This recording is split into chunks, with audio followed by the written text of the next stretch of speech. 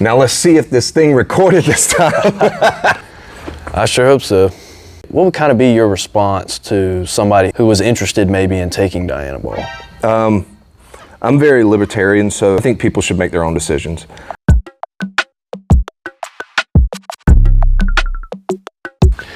Hey everybody, hope everybody is doing well. My name is Bryant Pierce. I'm a student of exercise physiology here at East Carolina University in Greenville, North Carolina. Sitting down today with Tyler Warren, talking about Dianabol. It's an anabolic steroid, and we're doing a little bit of conductive research between the two of us, just talking about it, seeing what it's about. So Tyler, if you want to introduce yourself a little bit, kind of give a background of who you are, and then we'll get kick-started into it. Yeah, so my name is Tyler Warren, ECU alumni as well, so go Pirates. And I have an exercise sports science degree from ECU. Started out in the strength and conditioning world, and then went corporate after that, but decided to keep my foot in the corporate, or excuse me, in the kind of fitness and performance and health space.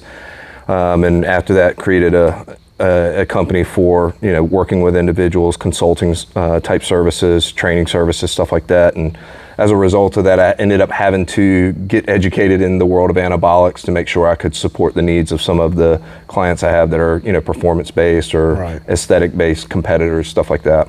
Right. So today, obviously, we're going to be talking a little bit about Dianabol, and but to backtrack just a little bit for a second, we see a lot more influx of teenagers, people my age in their 20s, and even older folks using steroids, and it seems like there's a lot more people using it, but not a lot of people know about what they're taking. It seems that they don't know what the risks are, even what the benefits are, other than it makes me huge, you know, and they don't know where it came from, like I said, the risks. So can you get into specifically talking about Dianabol? Can you tell, like, first off, just where did it come from? So Dianabol has a really interesting history. It's kind of almost like out of a movie scene. So Dr. Ziegler, I think it was either the 50s or the 60s, was traveled to the Olympics and rubbed elbows with the Russian coaches over there, and was able to understand how their athletes were performing so well. And obviously there was some hormonal intervention there, and so he took that information that he gained from them and came back to the US, and just, you know, similar to what you guys are exploring in your organic chemistry class, he hit the lab, and you know, after some trial and error, ended up coming up with Dianabol. So kind of mad scientist kind of set up there, and after that he did his own case study. He had some level of familiarity with the athletes over at the York Barbell facility, and so he had essentially connected with one of the athletes who was older, past his prime, and some of the younger individuals coming in and starting to, you know, surpass him. So he took him and said, if you want to come to my house, you have to train at my house. You have to do the style of training that I'll prescribe, and the supplements, which is the Dianabol that I prescribe as well. And you know, not too long after that, quite obviously, he was surpassing the other athletes there, and the rest is history. It's very interesting. Like I said, a lot of people just don't even look into what they're taking, and certainly probably don't look at the history of it. So that's very interesting to give us a background on where it came from. You mentioned a little bit earlier that it was obviously made in a lab. Mm-hmm. So can you talk a little bit about the molecular level of Dianabol? Obviously, I don't know too much about it, but I do know that it's very similar to testosterone. Mm-hmm. But can you talk a little bit about the molecular level of it? Like, what's going on there? Yeah, so you mentioned it being a derivative of testosterone, and pretty much all of your anabolic androgenic compounds are going to be a testosterone derivative, a dihydrotestosterone derivative, or a derivative of a 19-nor compound called nandrolone. It is very similar, I believe you mentioned, to testosterone. Now, if you look at the two, like their chemical makeup, one of them is C19H28O2, the other's C20H28O2. So like you've seen, the tiniest adjustment in that structure can have a noticeably, profoundly different outcome. Right. Not only that, but the compound's methylated to help it survive oral administration so that the liver doesn't break it down, which as added benefit of oral bioavailability, but there is the downside of that it does add undue stress on the liver, which causes some side effects. And you mentioned, side effects and stuff earlier when we were talking. So, and we can absolutely dig into that. But, there's some overlap and similarities, but there's some differences as well. Just looking at them from like their chemical makeup, like we talked about, there's some similarity, but there's some unique outcomes when you start looking at testosterone versus Dianabol. And then if you group in the other compounds that are kind of in the classic anabolic androgenic steroid family tree, I guess you would call it, that you'll see each one has kind of a slightly unique outcome, whether and the side effects. And when I say side effect, I mean, I'm not saying positive or negative, I mean just the outcome. So they're unique in some of their negative and positive side effects in that regard. Right. So talk a little bit about the side effects of it. What's different in Dianabol side effects versus testosterone side effects? Yes. So there's actually a lot of overlap, and there's overlap that you're going to see with other compounds as well, but there is those unique differences. And so where you're going to see overlap, they both aromatize into estrogen, which is a necessary hormone in both males and females. But where they're different in that regard is testosterone converts into an endogenous version of estrogen that our body knows. So estrone, estradiol. When Dianabol interacts with aromatase, which is the enzyme that converts testosterone into estrogen, Dianabol turns from Dianabol into 7-methyl alpha estradiol, or 7-alpha methyl estradiol, excuse me. And that is a really potent form of a synthetic version of estrogen. And so it binds really powerfully to the receptor site, and it's also somewhat metabolism resistant, so it hangs around in the bloodstream longer. And because of that, there are some side effects that come with it. And going back to what you said, what are the differences when we start talking about side effects?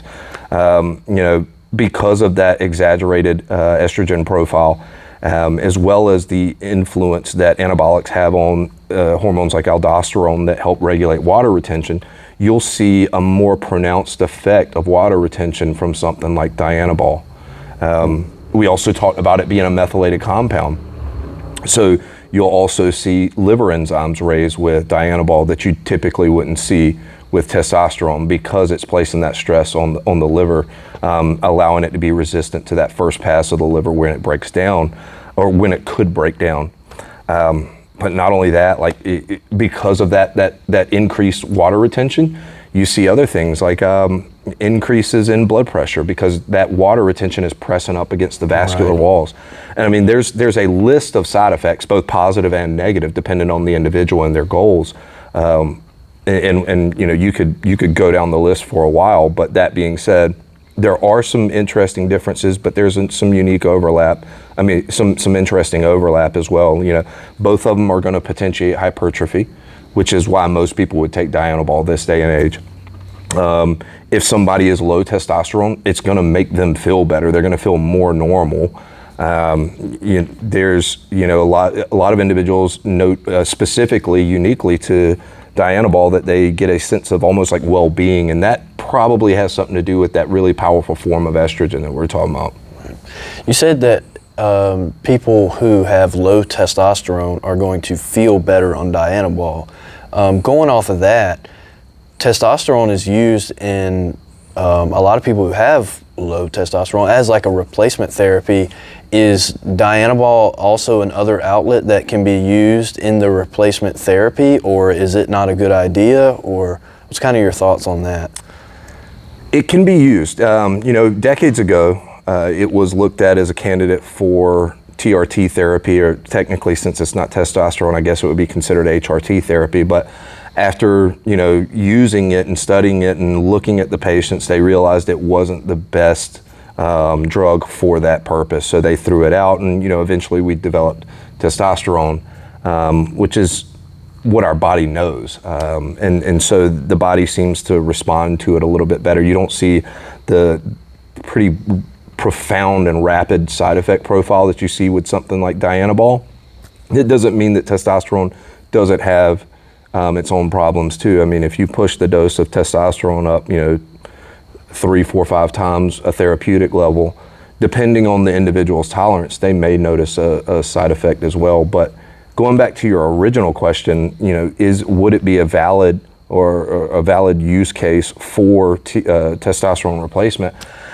Yeah, maybe, but I mean, it kind of goes back to that thing we're talking about. We've got better tools now, so why not use something that works a little bit better for the intended purpose? Right. So it's more like just because you should, just because you could doesn't necessarily mean that you should. Type of thing. There's much better options out there that are much better instead of using Dianabol, I guess is what you're saying. Yeah. I mean, it goes back, like we're talking about the use case of therapeutics, and when you get into the conversation of individuals, when we're talking about aesthetic competitors or performance athletics, then the conversation shifts a little bit, and you have to weigh the conversation around with the individual's risk profile, and does it align with their goals? Does it align with their risk profile? Look at, start talking through family history, looking at blood work, stuff like that. And you have to have that conversation to create a balance of understanding pros and cons of use. And I think that's kind of where you kind of drive that discussion, because we know it's probably not best for therapeutic. So if we're going to talk about it in a different context, we need to make sure we balance the scales of the pros and cons for an informed decision there. Right. So we talked about, obviously, we talked about pros and cons, talked about the history, the molecular level.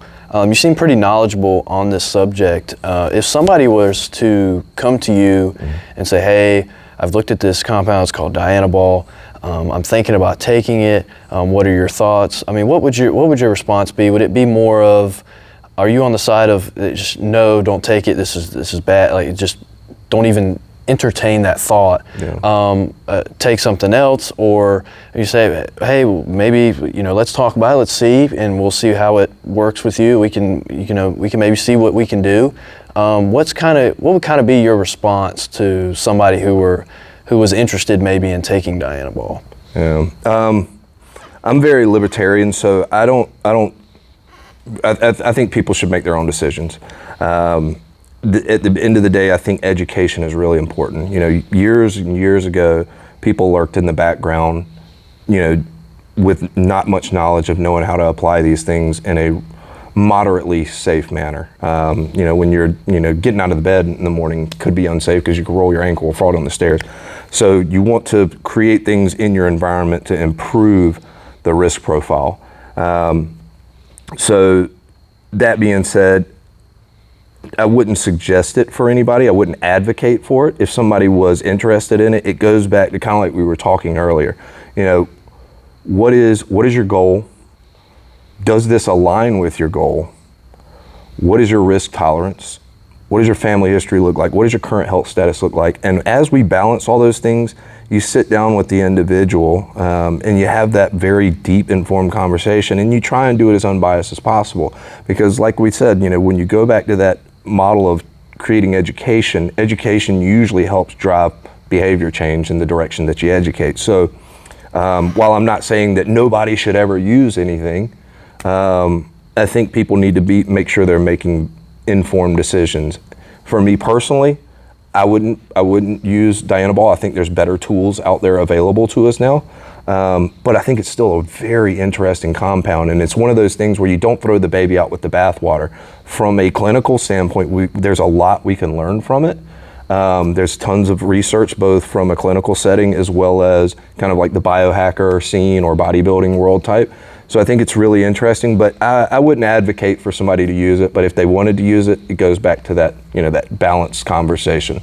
Right. That's a very interesting response. I feel like there's a lot of people who it's almost like two teams. There's the one team that's like, don't even touch it, and there's one team that's like, well, yeah, go for it. So it's very interesting that you say, educate, first, evaluate goals, what they want to do, being very transparent about what the person wants to do, and also being transparent about what's going to happen if they do go this route. So I think that's very interesting and a very, very good advice. You said education tends to promote good behavior. I think that's very good advice. So especially in the topic of anabolic steroids. So yeah, that's a very interesting take, though.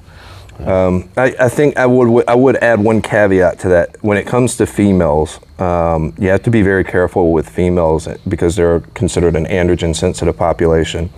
So with females, I would have a much more, you're going to be transparent and serious anyway, but you want to make sure to really drive home the conversation around potential virilization outcomes in females. And that, for them, that's kind of one of your biggest, outside of the potential side effects you would see with males, you want to make sure to control for virilization in women, and that's one of the big things. I forgot to touch on that, so I wanted to make sure to bring that up. Very interesting. Yeah. Well, we've learned about the history. We've learned about the molecular level. We've compared it to testosterone, risks and rewards. I've certainly learned a lot. I hope everybody that's watching has learned a lot. So I appreciate you sitting down with me. As I said, I've certainly learned a lot. So I really appreciate it. Awesome. Well, thank you again, Bryant. You have a good one, brother.